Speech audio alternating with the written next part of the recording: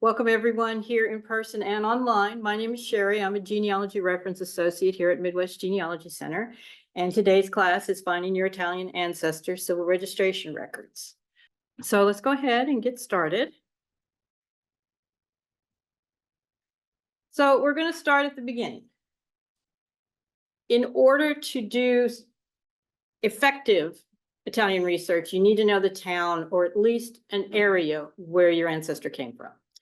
In order to do that, you're going to need to find information here in the US where your immigrant ancestors settled to find that information out. You're going to need to perform an exhaustive search of all the records you can find. We're starting with the US Census records.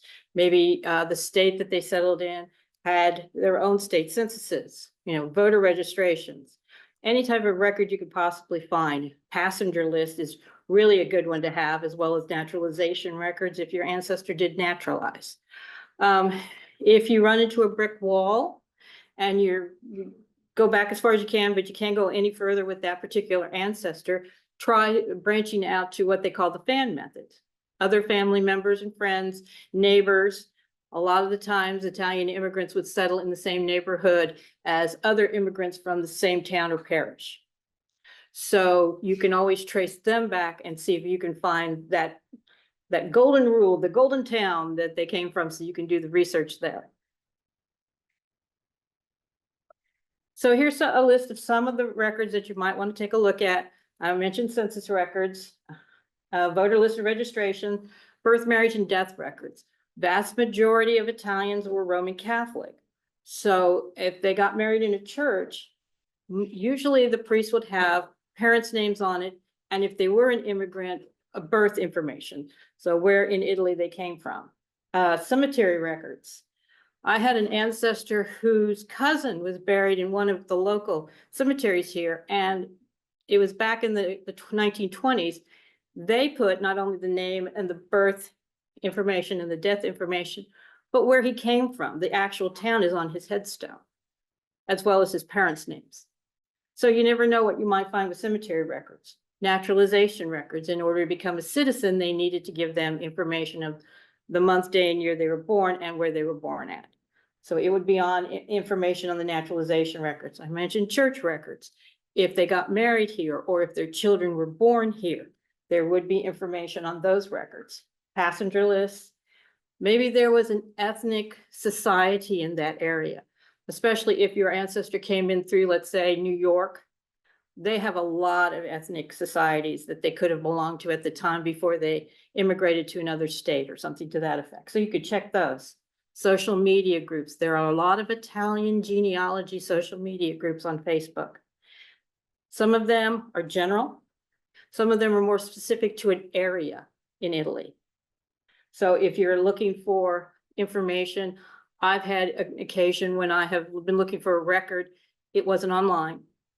I would post the information that I'm looking for on one of my social media groups.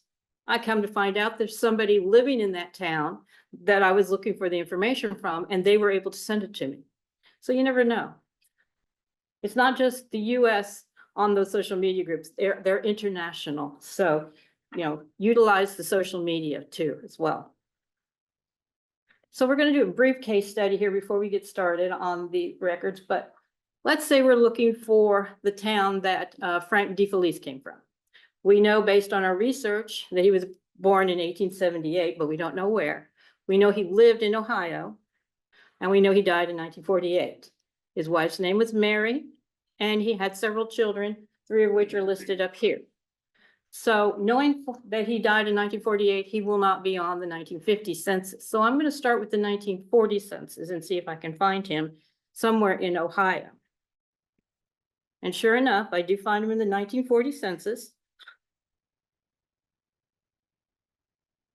And I'm going to get over here and kind of get a increase. So we have Frank Sr. He's living with his wife, Mary, and 2 of his children in the 1940 census. So we know he's in Ohio. This is a page from an Ohio census record on the US Census. So I know he's here, okay? So then I can go on and try to find him in the 1930 census, because I'm going to have to weave back until I find that passenger list, but I don't know when he came over yet. So we're going to go to the next one. So here's 1930. And then we're going to look at the information for Frank here.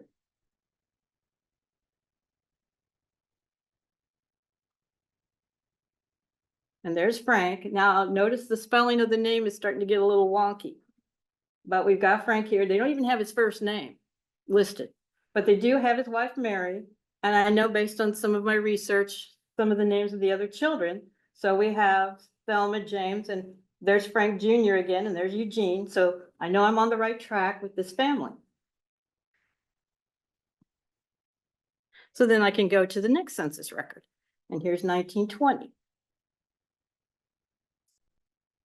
So then if we look a little closer at the excerpt from 1920, we run into an issue.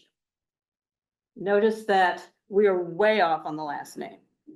So this is where we employ the fan method, because it was the longest time before I could find this record. But I did know that not only did Frank and his wife come over, but her family came over as well. And sure enough, if I look for the in-laws, they're living right next door. So this is where it comes in handy, where if you know more information about the entire family group. So I could find Alexander and Mary, and there they were right next door.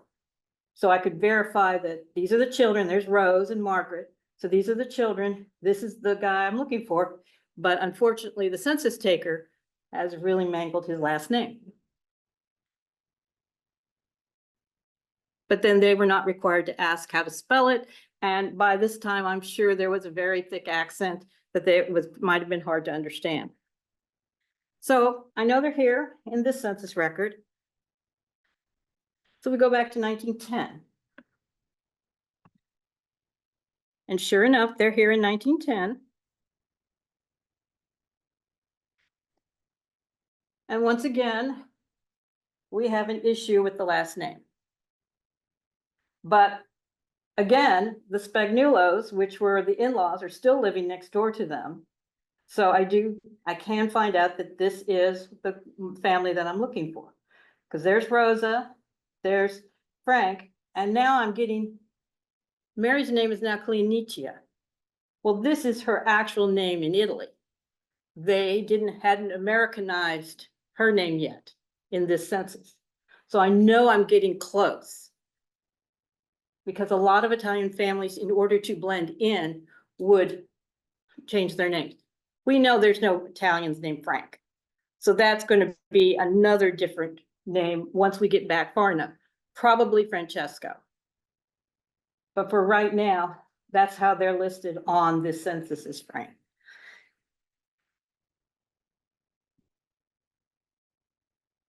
And also too, I noticed that as I'm diving into the lines, in 1920, they list their immigration years as his is 1901 and hers is 1905. But in this census here, he lists his immigration as 1892 and she lists hers as 1905. So I'm going to think the lady of the house kind of knows what she's talking about. So I'm going to start tracking down a 1905 census, or 1905 passenger list. And sure enough, in 1905, I find Frank and his wife. Zoom in on that for a minute. And you'll see there's Francesco Di Felice and Cleonicia, his wife. So on this particular passengers record, I've got not only the name of the ship and when they arrived, but I've got him and his wife here listed here. Notice too, on Frank's listing, you've got this little line of numbers right here. That indicates to me that there's a naturalization record, because that's what they had to do. The Immigration Service had to check to make sure that they actually came on the ship they said they came in on. So they would have the Port Authority check the particular passenger list and verify the information. If they did find him, they would put that information in there. So basically you're looking at, I know now the district and the application number and the year they verified his information. So that's where I'm going to start looking for a naturalization record. However, on this particular passenger list, I also noticed, and you'll notice this too as you get into the records, women were always listed on official records by their maiden name, not by their married name. Maria Ferrara, that's Mrs. Spagnuolo that was living next door to the De Felices. So she brought over her entire family with Francesco and his wife. So at this point, as you'll notice on the column that's where are you from, we have a lot of little asterisks. So you keep going up the list until you get to one that has an actual name on it. And sure enough, there's the name of the town they're from, Riversendoli. So now I have a town, and this is where I'm going to go to look for records.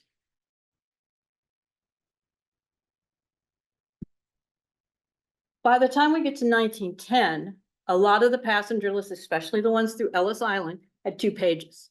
So not only would you get the immigrant's name, his information, but you'd also find out who he's going to see in the US and who is still in the old country where he was and where he was born. So we're going to use this example. We're going to use Mr. Giuseppe Volpi here and look at his information. So at this first piece of information, you're going to see that he is saying that his mother, which is in this information here, his mother, Carmela Ripolino, now we know Giuseppe's mother's name and what her maiden name is still living in the town that he's from.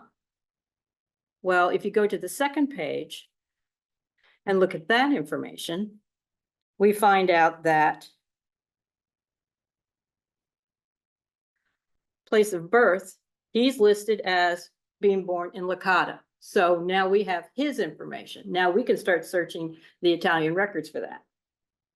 Some of the earlier passenger lists may not have this complete of information, especially some of the ones in the late 1800s, but they'll give you an idea. Because 9 times out of 10, if you were from, say, Sicily, you were probably going to leave from Palermo. If you were on the mainland, you probably were going to leave from the port of Naples. So it kind of gives you an idea of where you're going to start your search.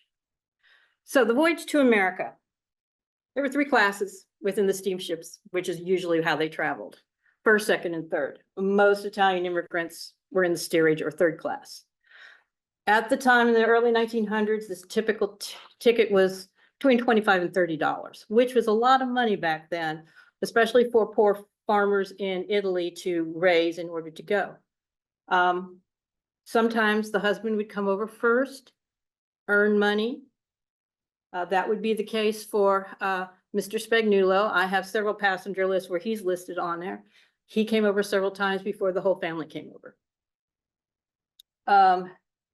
But before they could do that, they had to go to the port city that they were going to leave from, which means if it was close by, they could walk. But otherwise, they might have to take a cart, donkey and cart, or the railroad in order to get to the port of departure. And depending on when the ship left, they could be there for days or maybe weeks. So they would have to at least have money for some place to stay and food for that time period before they boarded the ship. Once they were ready to board, they would get a quick health exam to make sure they could make the voyage. Their bags would be inspected, fumigated, and tagged. And it usually took about 2 weeks. The major ports that the Italian immigrants came in through were New Orleans, New York, Baltimore, and Boston, though they did come in other ports, but these were the major ones that they would enter. Men and women were separated. There was no privacy, substandard meals, and very little drinking water. When they arrived, before they could dock at Ellis, for example, they would have a ship come out to the steamship and they would check everybody again to make sure there wasn't a contagious disease on board. If somebody was sick, they would remove them and send them to the hospital on Ellis, and then the rest of the ship would dock at the port. And this is my little AI generated photo of what it might have looked like when somebody left the ship and was going to Ellis Island to be processed. Now, Italy wasn't a country until 1861, okay? Before that, it was a lot of mini city-states. This is a map of what would soon be Italy looked like in the late 1700s. And you can see there's a lot of different people, a lot of different groups owning different portions of what later became Italy. Then if we go a little bit further to the early 1800s, you'll notice things have kind of changed a little bit. I mean, you're still got separation of different areas, but they've kind of congregated a little bit more together. And then the year before Italy did become a country, you still have those city-states, but they have changed again.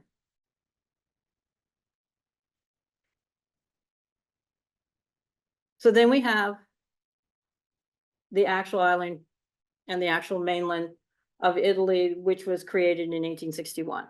Okay, when they first started, and we have a chart over here on the left-hand side. When they first started, they had created so many different provinces, but you'll notice throughout the years, those province numbers changed and they got bigger. Sometimes they reduced, sometimes they got larger again. So when you're doing your research, be sure you're checking for boundaries for your particular region or province to make sure that that town that might have been the edge of a province at one point is now part of another province at another point, because that's where you're going to need to look for your records. And records can be found at the town, the parish, or the province level. So just be aware of that. And then just for a reference, the last number I could find was for 2016, and they had 107 provinces at that point. So from 2015 to 2016, they added 7 more provinces. So one of the first things I did when I was looking for my ancestors is I wanted to look at the town that they came from. So for example, for Giuseppe, we have the region of Sicily and the province of Agrigento, because that's where Licata is located on the map. Names, once again, be aware that not only spellings of surnames might have changed over the years, but names of provinces and areas might have changed as well. So this was formerly the province of Girgente, and as you go further back in those records, for example, you'll notice that Agrigento becomes Girgente in earlier records. There's 43 towns in the province of Agrigento. This town used to have an A at the beginning of its name, so it's Alicarta, and then instead of Licata now. The significance of this town is kind of interesting because this is where the Allies landed during World War II for the invasion. Now, if we look at Frank's stuff, we find out he's from the region of Abruzzo in the province of L'Aquila, and that's where Rivasandoli is located at. And we have 108 towns in this area. There's not a lot of people living in Rivasandoli nowadays. It's because it's basically a ski resort. So it's one of those, in the wintertime, you'll see a lot of people there, but after that, everybody's gone. It used to be, though, where the royal family, the Italian royal family lived. And as you'll notice, it's just smack up dab against a mountain. So there's hardly a way for people to any type of military to get over that mountain without them noticing it. And that's probably why the Italian family first lived there, because it is a good strategic point. There's only so many places you could enter. So civil registration, we've got Napoleon Bonaparte to thank for that. When he conquered part of Italy, he established civil registration similar to what they had in France. If Napoleon never ruled that particular area, civil registration probably started much later, until in some areas, not until the actual unification of Italy took place.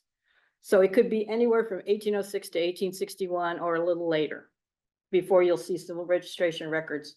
Doesn't mean you won't find church records, because church records were started back in the 1500s. So if you're lucky enough to still have some of those survive, you can track your family back that far with the church records. Once Napoleon was defeated, some of the areas kept doing civil registration and some of them didn't. Some areas in the northern part of Italy, if that's where your ancestors come from, there might be a gap. You might have the part while Napoleon was in power, and then they might have stopped for a period of time, and then they might have picked up again. So for example, Sicily, which was never conquered by Napoleon, they started in 1820 and kind of copied the French method of civil registration just on their own. They thought it was, it's a good idea, let's do it. So, other areas that Napoleon didn't conquer might have also done the same thing. And in case you're not familiar with what the world looked like around 1812 when Napoleon was at his height of power, this is what it kind of looked like. So you have the French Empire in brown, and then areas in green are parts where he controlled. You have his allies in purple, and then the other colors on the outskirts, Great Britain and Russia and Portugal, etc. Those are people who are against Napoleon.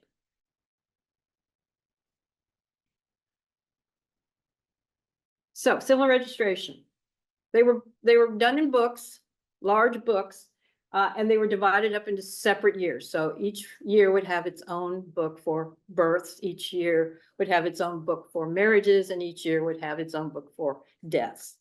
Both of these records are going to be in Italian. The further back you go, especially on church records, you might find they're in Latin. So just be aware of that. Some of the northern regions, which were still owned by, say, the Germans or the French, you might find records there that are in German or French before they switched over to Italian.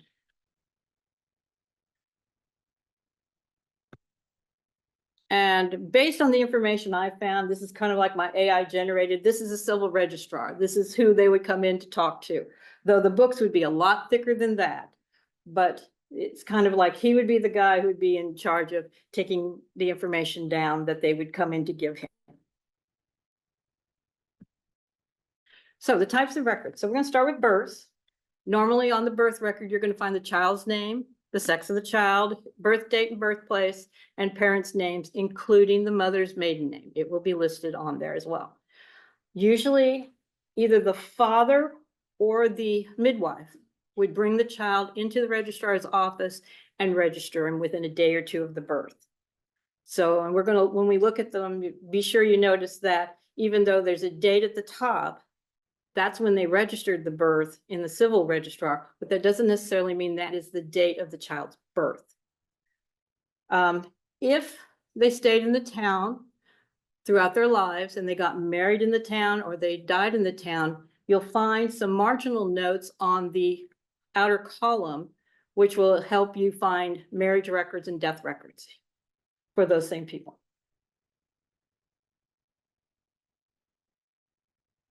So then marriage records, when Napoleon established civil registration, he did not care if you got married in the church. All he cared about is making sure that you came into the civil registrar's office and registered the intent to marry. Some did, some didn't. Some may have gotten married first in the church and then much later came in and registered in the civil registration office.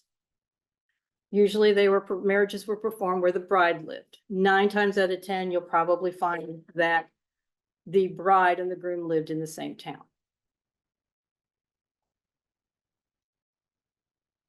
Now, there will be other documents, including the marriage record itself. You'll find, marriage bans, proclamations, and allegations. A lot of times they would post, say, on the door of the church, or they would announce in the church for 3 Sundays, these 2 people are going to get married. If you have any reason that they shouldn't, let us know. They would have to provide documentation of their births, of their parents' births and or deaths, or if the person was a widower, he'd have to provide the death record for his first wife or second wife, whoever that would be, in order to show that he is able to marry. In some areas of Italy, you'll find all that documentation in one book. In some areas, they'll be in separate books. So just kind of be aware of that. I've noticed that in Sicily, they're in separate books. In Rivers and Doli, which is in the southern part of Italy, they were in all one book. So one volume had everything, all the documentation together. Then we have death records. They will list the name of the deceased, age, where they were living, their occupation. They will also list the names of the spouses, whether living or dead, and their parents, whether living or dead. And usually, again, they would be registering that. A witness would come in and register that a day or two after the death had happened. So let's go through some examples. Here's an example of birth record in a volume. These are 2 pages, and there's 3 particular births on these 2 pages. We're going to focus on this one here for Giuseppe, the gentleman who came over in 1910. And we're going to kind of pick out the information. When I first started, I translated the whole document. And then I realized I only need to pick out certain things, extract certain things from the document, because they're all pretty much have the same pattern to them. So we're going to take a look at this and kind of break it down into sections. So the first section, the first paragraph is going to establish the date, the time, the registrar's information, and the town. So in this particular instance, and they spell everything out. So the date is not 1883. They go ahead and spell the whole thing out. So for our purposes, we're just going to extract it. On that first line, it tells October 21st, 1883. That is when whoever was going to register the birth came into the office with the child to register the birth. And then on the second line, it's going to tell you the time that they came into the office to register the birth. So 10:30 a.m. And then you'll see near the end of that paragraph, after we go through the registrar's information, we have the town that he was from, which is Licata. And that's basically all the information we have now. That date could be the same day. They could have brought the child in the same day he was born. Most times they will register them maybe a day or so after. So that would be the date of registration, not necessarily the date of birth. And if you look on the right-hand side under the name, which is usually last name, first name, sometimes they'll do it opposite, but for the most part, most of them do last name, first name. Giuseppe was the 618th person born in this town in this year. And that's what that number is at the top. A lot of these registration books have an index at the end. So what they're listing when they list things in alphabetical order, and remember, the registrar does this at the end of the year. So he's flipping back and forth through the volume. Sometimes he gets it right, sometimes he doesn't. So just be aware. The number that they list on that index will be that number there. So if you look him up in the back of the birth index, it's going to say Volpe Giuseppe 618, and that's the number you're going to be looking for to find the actual record. So then we go further and we find that it's Angelo Volpe. So the father has come in instead of the midwife to register the birth, and it lists how old he is, what his occupation is. So contadino is usually considered to be either farmer or peasant or something to that effect. And he's living in the city. So he's a resident of Licata. And now we get into the important information for the birth date. So on the line that's number 2, it says at 1:20 a.m. on the 23rd of October, 1883. In the city, in the street of Bracco Street. Via means street. So the child was born at 1:20 in the morning on the 23rd of October. And then we get the name of the mother, Carmela Ripolino. And remember, we saw that on the passenger list. She was still alive in 1910 when he came over to the United States. So Carmela Ripolino is the mother. And then we get into the part of, it also lists, you know, she's his wife, she lives with him, she's also considered a farmer. And then we get to the part where we find out the name of the child and the sex of the child. So on that line there where it says bambino, we got masculine, and then at the very end it says, you know, nome or name, and then we have the name of the child, Giuseppe. Most Southern Italians have one name, no middle name. If you're looking at middle names, you might find some for the more middle class or upper class, but for most Italians, they just had a first name. So it would be Giuseppe Volpe, and that would be it. And then the last paragraph will list the names of the witnesses, their information, and then if any of them are able to read or write, they would sign at the bottom of the document with the civil registrar's signature. So in this case, we had a Francesco Ripolino, which obviously in this small town, he's probably related to Carmela in some way. So that would be another ancestor that we want to do a little research on. And then we had a Vincenzo Cardella, which was a neighbor of, and they both lived in Licata. The last line, and you'll see the last word on there, illiterati. It means they were all illiterate. They couldn't read or write, so they could not sign it. So the civil registrar had to put that line in saying, you read this document to the witnesses, and they agreed that this is true to the best of their ability because they could not read or write. They were illiterate. So I'm the only one who's signing this document.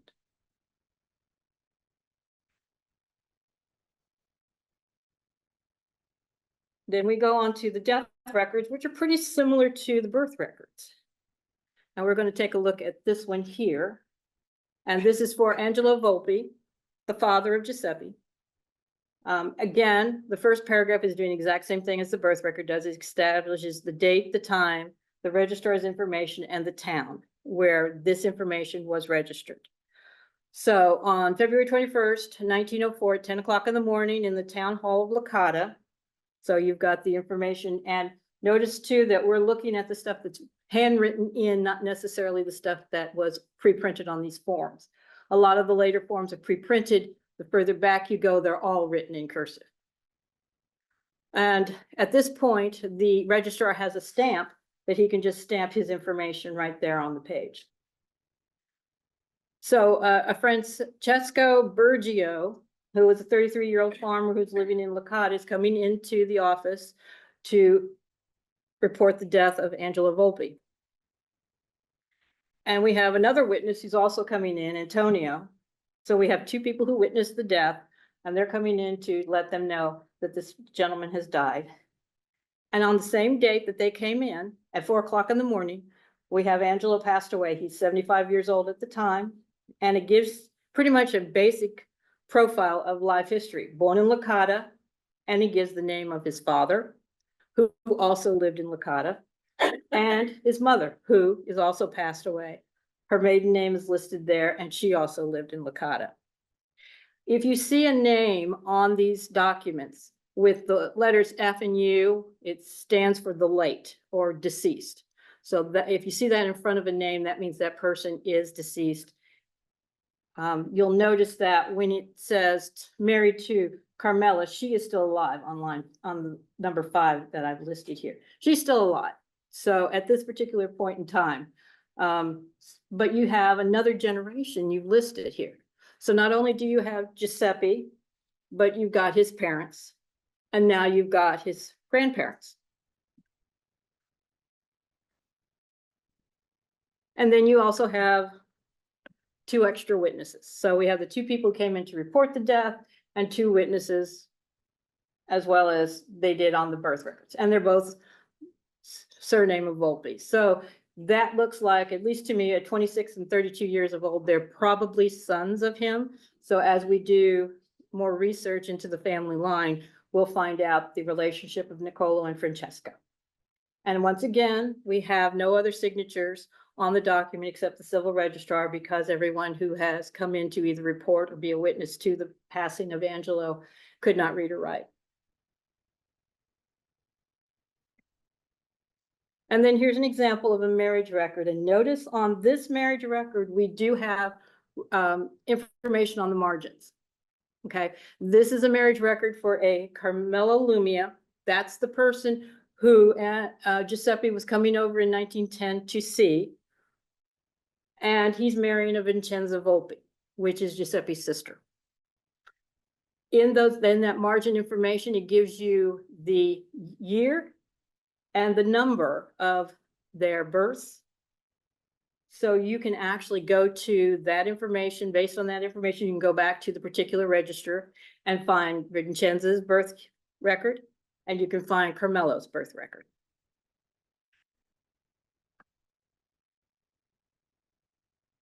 So now we're going to again, extract pretty much the same information from this particular document that you were from the other ones. The first paragraph is going to tell you when they came into the registrar's office, who the registrar is and his qualifications, and the town hall. So again, we're doing September 4th, 1904 at 12:20 p.m. in Licata. And then he starts talking about the groom, and then we'll talk about the bride. So we have Carmelo Lumia, his age. Again, he's a contadino, so he's a farmer.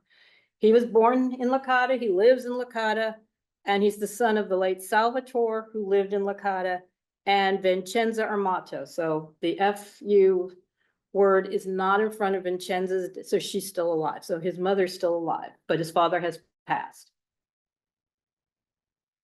And she still lives in the same town. Now, remember that date of September 4, 1904, because it's going to come up to something unusual in this particular instance. So then we talk about the bride. Here's Vincenza. She's 23 years old. She's listed as a housewife. That's a red flag. Why is she listed as a housewife? Normally, they'll list them as an occupation of farmer or something to that effect. So that kind of piques my attention there. But she was born in Licata, lives in Licata. She's the daughter of the late Angelo, who lived in Licata, and Carmela Ripolino. So we still are providing information that everything is linked together. And Carmela is still alive at this particular point in time. So then we have this long paragraph where the registrar will join them in matrimony. He looks at all the documents, the birth records, death records, etc., reads the civil code to them, asks them, is this your intention to be lawfully wedded? And they both respond affirmative. And then we have two witnesses. Here's where it gets a little sticky, because we have Giuseppe and we have Antonio. So Giuseppe, the brother, is witnessing the marriage of his sister. Everybody lives in the same town. But they got married on the 21st of August. They got married in the church first, and then later on, they came into the civil registrar's office and got married there, which is why she was listed as a housewife, because from the August 21st, she has been a housewife. So there are some clues as you go through and extract certain information that you're going to want to kind of pay a little attention to. That was one of the only records that I had found that had something like that listed there. And it made me think, why am I seeing that when I've seen different things on other records of similar type? But then as you delve further into it, you find out that the church married them in August and they got married in the civil registrar in September. So likely I'm going to put down that their marriage was August 21st because that's when they actually got married in the church.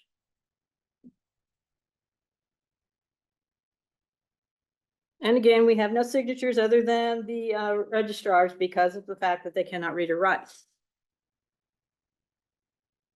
But here's another example. This would be in the town of Rivers and Dolly. So they do their things a little differently.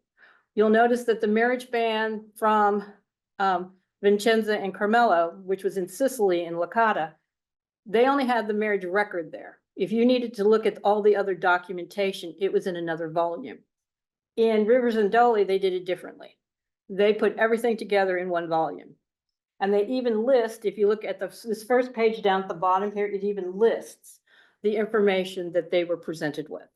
So you know that once you flip the page, you're going to find that information within that volume. And then on the far right-hand side of the second page, it tells you about the church wedding.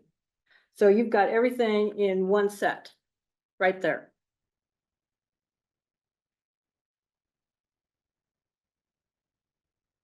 Now, where do you find these records? Family Search would be the first place I would go personally, simply because they have done a lot of microfilming of records in various parts of Italy over the decades. A lot of that stuff is now online. Back when I started doing it, it was only on microfilm, but they've digitized a lot of their microfilm. It may not all be indexed, so be aware of that. You might have to flip through pages of an unindexed digitized microfilm roll, but they will have a lot of things there for you to look at. Ancestry has an index. They do not have images because they got their information from Family Search. Italy is trying very hard to get all the records they possibly can in one place. So they have created what they call the Ancestors Portal from the Italian National Archives. And they're trying to get every record they can from the various archives throughout Italy and digitize them and put them in one place. They keep updating periodically. They're not as inclusive as, say, Family Search is for a lot of areas, but they are trying. If you don't find anything online, you've looked at all these places and it's not there, you might have to contact the state archive or the provincial archive to see what they have available. Remember, there was a lot of war taking place. There was a lot of rodent infestations, flooding of areas where they might have stored these records, earthquakes. So some records may have disappeared entirely, but you can always check to see what you can find in that particular area. Surnames in Italy is kind of like a Cindy's list for Italian information.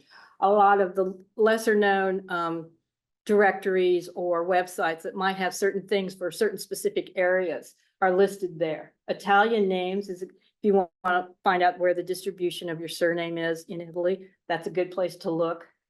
If you strike out on all of those, you might have to get down to either the province or the provincial archive. Family Search has what they call the Family Search Wiki. They have templates of letters that you can use, plug in the information for the person you're looking for, and you can send it off to the particular place you're going to find out if they have information. And I want to just go through a couple of these real quick. So let's say you're going to the Family Search catalog. So at the very top, you'll see you're going to do a search, and then they'll bring a drop down and you're going to click on catalog. And then you'll get to this screen here. At this point, you're going to type in the place that you're looking for. So for our example here, we started typing Licata. The drop down gave me all this other information. So I just selected it and then I hit search. And then I get this listing. And you'll see they've got some information on censuses. They've got some civil registration information as well. And they've got 1911 to 1943, or you can go all the way back to 1820 in their records for this particular area. And then once you click on whichever one you're looking for, it'll give you a listing of the different microfilm rolls, and they will tell you whether or not it's indexed. If it's not, you can still view, but you'll have to page through each of them as you normally would. Now, for instance, well, I have a separate screen on this one in a minute, but this is the main page for the Ancestors Portal. You can search the registries for the particular town, or you could search by name. And I'll have a little bit more on that in just a second. But here's the Italian names one. And if you go down to where the map is and you want to search for that particular town and see where the surnames are all located, you'll type in, and this piece up here where it says search by zip code is an ad. They have a lot of ads on this one, but you can type in the name. It will also give you a drop down.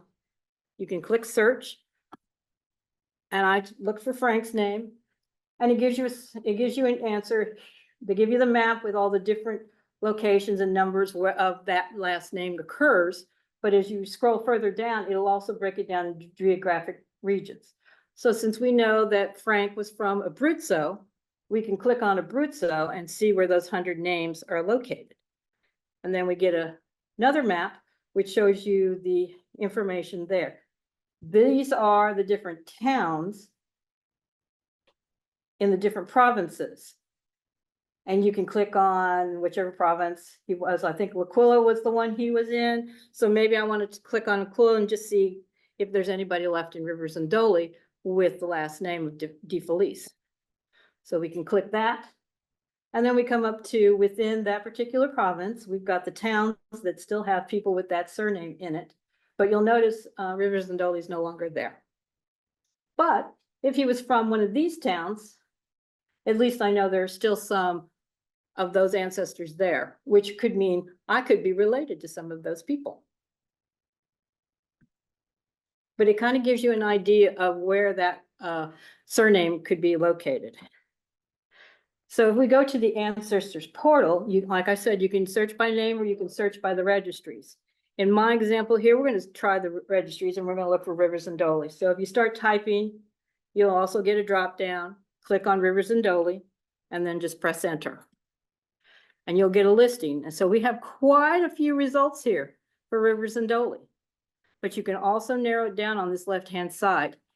If you're using Google Chrome, you can right-click on your mouse and you can translate this to English, which is the example I did here. Now, be aware that if your surname is an actual word in the Italian language that stands for something else, they will translate that too. Because Volpe is the Italian word for the animal fox. So if you do that, what you get is the first name and then all the last names are fox. So that can be disconcerting if you don't realize that at the beginning. But for the most part, you can do the translation. Let's say you decided, I know Nati means birth, and I know Morta means death, so I'm just going to go ahead and leave it like that for now. But you can scroll down on the left-hand side, and let's say I just want to look at birth records in Rivers and Dolly. I see there's 57 of them. So I'm going to go ahead and select that. And then it's going to give me all the registries, and we go all the way back to the early 1800s. So let's say I want to click on that first one. It gives me the information, and the archival signature is basically how it's sort of like the National Archives reference number. But you see there's where it's stored. These are Napoleon civil registrations for the town of Rivers and Dolly. And then you'll just scroll down until you get to the first page. And you can adjust the contrast, the brightness. You can zoom in down here at the bottom. You can go forward or backward. The only thing it doesn't have yet is a way to print or download these images. But you can look at the images and see if you can find the information that you're looking for. And you can do it the other way. You can search by name and then narrow it down that way. But all in all, it's getting better and better. I remember when it was first put in here, and they had a very limited number of things that they had uploaded, but now they've got stuff from all over. So it's a great place to take a look at just to see what you can find. And before we open it for questions, let me just say that if you have any questions that we don't answer today, or you come up with something later that you're interested in getting an answer to, you can write us, you can call us. You can go to our website and see what resources we have for that particular area you're looking at. If you have a particular query you have, like a specific question, that's our query email address. You can send an email to us there, and one of our query team, actually two of us are sitting here today, we can take a look and see what we can find for you in answer to your question.